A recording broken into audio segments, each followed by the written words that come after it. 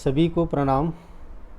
मैं प्राध्यापक कुड़के एलएम नरहर कुरुंदकर माध्यमिक व उच्च माध्यमिक विद्यालय कुरुंदा, तालुका बसमत, जिला हिंगोली से आप सभी का इस वीडियो में स्वागत है। हिंदी युवक भारती कक्षा 12वीं के नए पाठ्यक्रम से व्याकरण का एक हिस्सा रस, इसके बारे में हम आज जानकारी प्राप्त करेंगे। रस किसे कहते हैं? रस की परिभाषा क्या है? रस के कितने प्रकार हैं? उसके स्थायी भाव क्या हैं? इस प्रकार हम रस के अलग अलग बारे में जानकारी प्राप्त करेंगे। तो सबसे पहले हम देखेंगे रस किसे कहते हैं। रस का शाब्दिक अर्थ होता है आनंद। काव्य को पढ़ते या सुनते समय हमें जिस आनंद की अनुभूति होती है उसे ही रस कहा जाता है। रस काव्य का मूल भाव, काव्य से आनंद प्राप्त करना है। किसी कविता, कहानी, उपन्यास, चलचित्र आदि को पढ़कर, सुनकर या देख के जो आनंद, शोक, ग्लानि, प्रेम, घृणा आदि का भाव होता है उसे रस कहते हैं। तो यहाँ पर रस की परिभाषा दी गई है। आचार्य विश्वनाथ, इनके अनुसार रस की क्या परिभाषा है यह हम देखेंगे।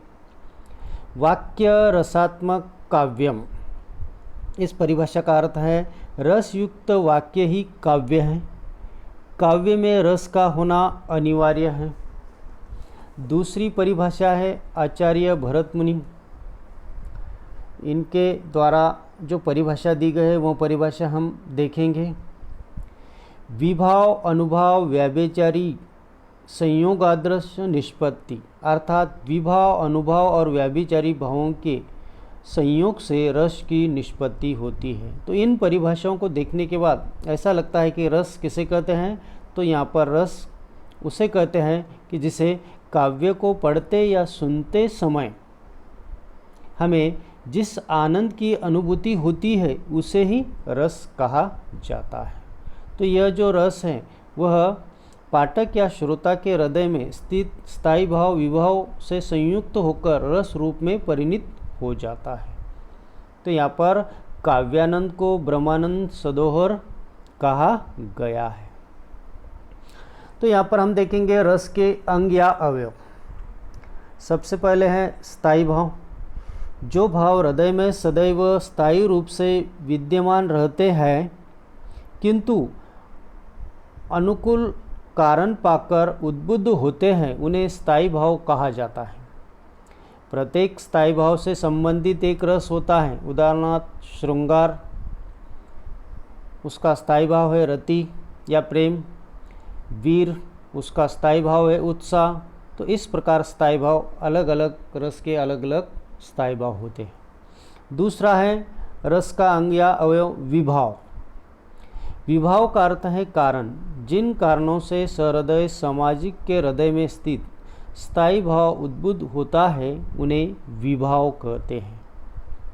रस का तीसरा अवयव है अनुभाव।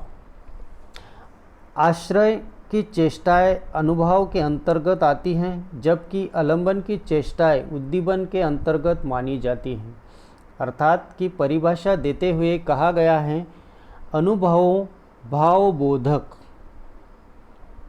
भाव का बोध कराने वाले कारण अनुभाव कहलाते हैं। रस का चौथा अवयव है संचारी भाव। स्थायी भाव को पुष्ट करने वाले संचारी भाव कहलाते हैं। यह सभी रसों में संचरण करते हैं। इन्हें व्याभिचारी भाव भी कहा जाता है। इनकी संख्या 33 मानी गई है। उदाहरण निर्वेद, ग्लानि, शंका, मद, श्रम, मोह, यह जो सभी है यह सभी संचारी भाव कहे जाते हैं। तो इस प्रकार यह रस के अंग या अवयव है। उसके बाद रस और स्थायी भाव।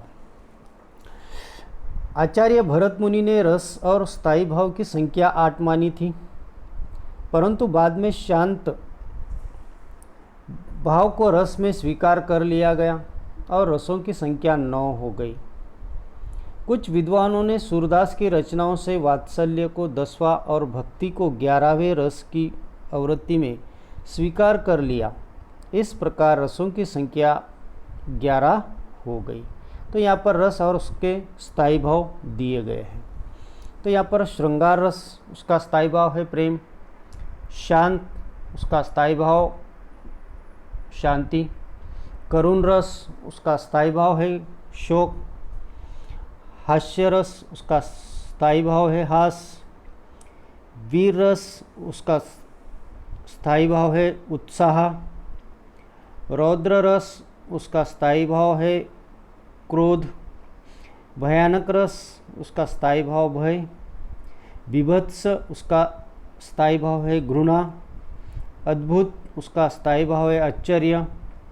वात्सल्य, उसका स्थायी भाव है ममत्व। और भक्ति, उसका स्थायी भाव है भक्ति। तो इस प्रकार यहाँ पर रस की कुल संख्या 11 है। आज रसों की संख्या 11 मानी जाती है। मगर यहाँ पर हमने कक्षा 11वीं की युवक भारती पाठ्यपुस्तक में हमने करुण, हास्य, वीर, भयानक और वात्सल्य रस के लक्षण एवं उदाहरण का अध्ययन किया है। इस वर्ष हम शेष रसों जैसे रौद्र रस, बीभत्स रस, अद्भुत रस, श्रृंगार रस, शांत रस और भक्ति रस का अध्ययन करेंगे। सबसे पहले है रौद्र रस। जहाँ पर किसी के असह्य वचन, अपमानजनक व्यवहार के फलस्वरूप हृदय में क्रोध का भाव उत्पन्न होता है, वहाँ रौद्र रस उत्पन्न होता है। इस रस की अभिव्यंजना अपने किसी प्रिय अथवा श्रद्धेय व्यक्ति के प्रति अपमानजनक असह्य व्यवहार के प्रतिशोध के रूप में होती है। रौद्र रस का यहाँ पर उदाहरण दिया गया है। तो पहला उदाहरण है, श्री कृष्ण के वचन सुन अर्जुन क्रोध से जलने लगे, सब शोक अपना भूल कर करतल युगल मलने लगे। दूसरा उदाहरण है, कहा कैकेयी ने सुक्रोध, कहा कैकेयी ने सक्रोध, दूर हट निर्बोध, दवी जिवे रस में विष मत घोल। दूसरा रस है बीभत्स रस। जहाँ किसी अप्रिय, अरुचिकर, घृणास्पद वस्तुओं, पदार्थों के प्रसंगों का वर्णन हो, वहाँ बीभत्स रस उत्पन्न होता है। बीभत्स रस का यहाँ पर 2 उदाहरण दिए हैं।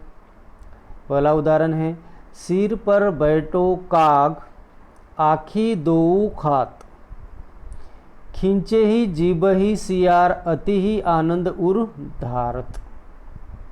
दूसरा उदाहरण है, सुड़ुक सुड़ुक घाव से पिल्लू मवाद निकाल रहा है, नासिका से श्वेत पदार्थ निकाल रहा है। तीसरा रस है अद्भुत रस।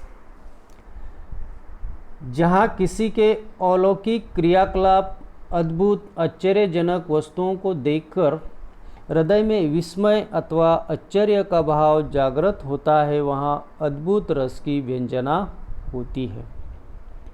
अद्भुत रस का उदाहरण है, एक अचंबा देखा रे भाई, ठाड़ा सिंह चरावे गाई, पहले पूत पाचे माई, चेला ते गुरु लागे पाई। दूसरा उदाहरण है, बिनु पग चाले, सुने बिनु काना, कर बिनु कर्म करे, विधि नाना, आनन रहित सकल रस भोगी, बिनु वाणी वक्ता बड़ जोगी। चौथा रस है श्रृंगार रस। श्रृंगार रस को रसराज भी कहा जाता है।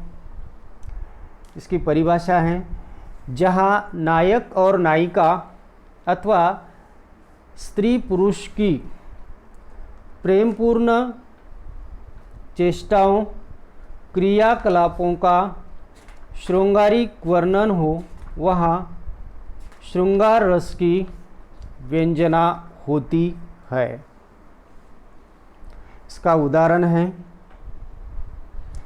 राम के रूप निहारती जानकी, कंकन के नग की परछाई, याते सबे सुधी भूली गई, कर टेकी रही पल टारत नाही।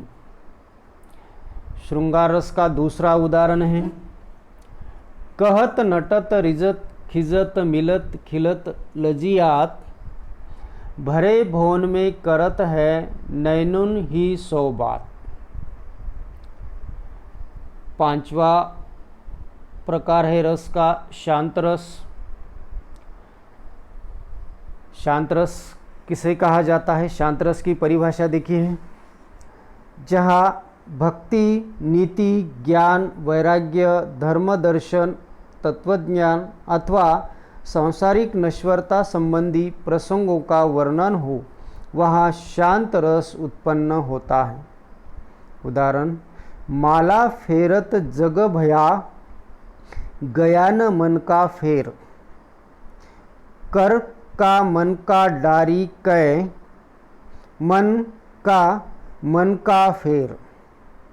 दूसरा उदाहरण है शांत रस का, माटी कहे कुमार से, तू क्या रोंदे मोहे, एक दिन ऐसा आएगा मैं रोंदूंगी तोहे। उसके बाद भक्ति रस, जहाँ ईश्वर अथवा अपने इष्ट देवता के प्रति श्रद्धा, अलौकिकता, स्नेह, विनयशीलता का भाव हृदय में उत्पन्न होता है, वहाँ भक्ति रस की व्यंजना होती है। उदाहरण, तू दयालु दीन हो, तू दानी हो भिखारी, हो प्रसिद्ध पातकी, तू पाप पुंजहारी, समदर्शी है नाम तिहारो, सोई पार करो, एक नदिया एक नार कहावत, मैलो नीर भरो, एक लोहा पूजा में राखत, एक घर बधिक परो, सो द्विधा पारस नहीं जानत, कंचन करत करो। तो इस प्रकार आज हमने रौद्र रस, बीभत्स, अद्भुत, श्रृंगार, शांत रस और भक्ति रस, इन रसों के बारे में आज हमने जानकारी प्राप्त की है। तो आज हमने जो रस देखे हैं वह सभी रस आपको अच्छी तरह से समझ में आ गए, ऐसी मैं आशा करता हूँ। ठीक है, इसी के साथ मैं आपसे विदा लेना चाहता हूँ। धन्यवाद। हम फिर से मिलेंगे इसी तरह एक नई रचना के साथ। धन्यवाद।